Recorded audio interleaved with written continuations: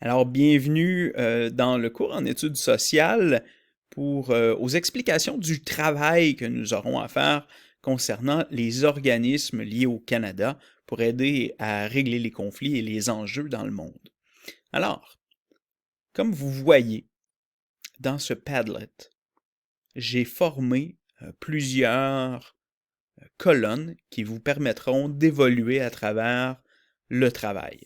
Alors, dans la première colonne, à la gauche, vous avez les membres de l'équipe et votre organisme que vous avez choisi à m'indiquer dans cette colonne-ci. Alors, tout ce que vous avez à faire, c'est tout simplement d'appuyer sur le petit plus, d'indiquer, il y en a qui l'ont déjà fait, d'indiquer votre nom, le nom d'un de vos collègues, et ensuite, un ou deux de vos collègues, bref, euh, ensuite indiquer l'organisme pour lequel vous voulez élaborer votre travail. Voilà.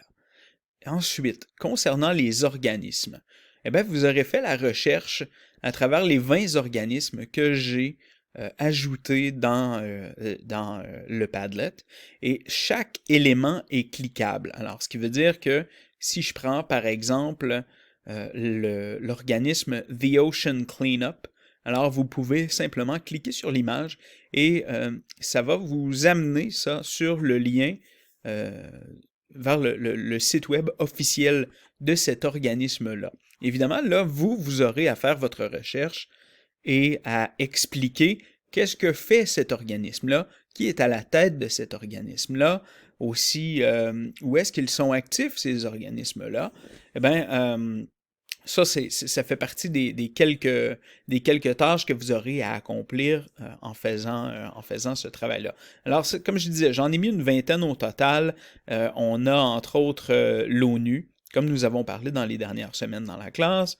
On a aussi le Fonds mondial pour la nature, on a Médecins sans frontières, Oxfam International, l'Organisation mondiale de la santé. Il y en a plein, plein, plein. On a Greenpeace, la Croix-Rouge, et ainsi de suite. Alors, au total, il y en a plus que ce que vous en avez de besoin pour bien accomplir la suite dans ce travail-là. Il y a aussi le référentiel pour le vocabulaire. Alors ça, c'est extrêmement important. On a ici plusieurs termes que nous avons définis en classe et vous avez déjà accès à ce vocabulaire-là, mais surtout aux définitions dans la salle de classe où elles ont été écrites. Moi, ce que je tenais à faire, c'était que, au moins qu'on commence en tant que groupe à indiquer les termes qui sont très importants pour nous, pour continuer à faire ce travail-là. Évidemment, peut-être qu'il y a certains des mots, je voyais entre autres pollution et océan, ben c'est bien possible, entre autres, que certains organismes ne s'intéressent pas à ces termes-là. Peut-être que ça ne fait pas partie non plus du contexte de ces organisations-là, mais n'empêche que vous avez des mots-clés ici qui peuvent vous être fort utiles. Alors, je vous suggère fortement d'y jeter un coup d'œil et aussi d'ajouter vos propres mots si vous ne les comprenez pas ou si vous avez le désir que je définisse ça un peu mieux pour vous.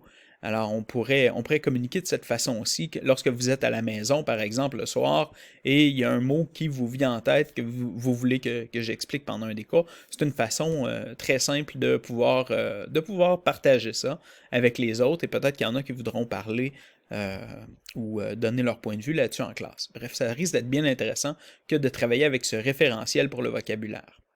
Par la suite, les applications et programmes de présentation. J'ai ajouté Screencast-O-Matic que je suis en train d'utiliser présentement pour expliquer justement le Padlet. Évidemment, si vous êtes dans le Padlet, ben là, vous êtes déjà dans cette application-là qui vous aide à accomplir ce travail-là. Screencast-O-Matic, lui, eh bien, c'est tout simplement que lorsque vous aurez terminé votre PowerPoint, eh bien, vous pourrez aussi faire exactement ce que je fais, donc communiquer votre présentation en temps direct pour qu'on puisse voir votre visage, pour que vous puissiez parler des éléments euh, que vous voulez aborder dans le cadre de la présentation sur les organismes, sur les organisations d'aide humanitaire dans le monde. Voilà. Et évidemment, au courant des prochains jours, on en viendra en tant que groupe à peaufiner les attentes et ce dont on veut parler. Vous allez retrouver tout le document ici, là où il y a les attentes dans la dernière colonne de ce Padlet de notre classe. Alors voilà, si vous avez des questions, vous savez où vous pouvez me joindre. Vous pouvez me rejoindre directement sur Teams. Vous pouvez me laisser un message même ici dans le Padlet ou encore sur mon site web que vous avez eu la chance de visiter dans la classe.